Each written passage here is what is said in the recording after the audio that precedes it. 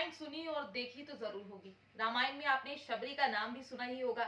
भगवान श्री राम ने शबरी के जूठे पैर खाए थे। आज उन्हीं शबरी की कहानी मैं आपको सुनाने जा रही हूँ।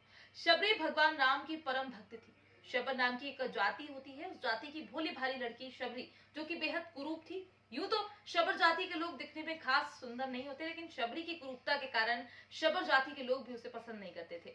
शबरी के माँ बाप को शबरी की शादी की बेहद चिंता होती थी, क्योंकि वो दिखने में कुरूप थी। उन्हें डर था कि कोई भी लड़का शबरी से शादी नहीं करेगा।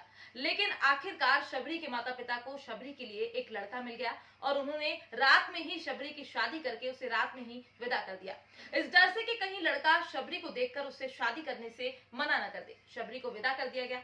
आगे आगे शबरी का पति और पीछे शबरी चल रही थी। चलते चलते वो लोग दंडक वन पहुंचे, जहां सुबह हो गई। लड़के ने सोचा कि अब तो मैं अपनी पत्नी को देख लूं कि आखिर वो दिखती कैसी है।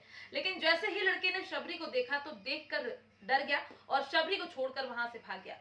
शबरी अपने पीहर से दंडक वन तो आ गई, लेकिन उन्हें ससुराल का पता ही नहीं था कि आखिर अब उन्हें जाना कहाँ है। वन में ऋषि भी शबरी का तिरस्कार करते रहे, उसे अछूता मानते रहे।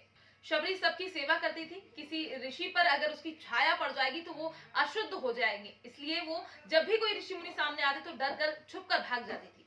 ऐसे ही समय बीतता गया, लेकिन एक दिन ऐसा आया जब उसे पुत्री की तरह रखने वाले मातंग ऋषि के जाने का समय आ गया। शबरी बहुत फूट फूट कर रोई। मातंग ऋषि ने शबरी को अपने पास बुलाकर कहा कि तुम चिंता मत करो, एक दिन तुम्हारे पास भगवान राम आएंगे। और इतना कहकर मातंग ऋषि ने शरीर त्याग दिया। शबरी रात भर भगवान का इंतजार करने लगी। कहीं पर भी थोड़ी सी हलचल होती तो उसे लगता कि कहीं भगवान राम तो नहीं आ गए। कुटिया में फूल बिछाकर फल रखती, फलों में भी एकदम बढ़िया मीठे मीठे फल चक्कर रखती थी। फिर राम जी उस दिन नहीं आते तो अगले दिन नए फल लेकर आती।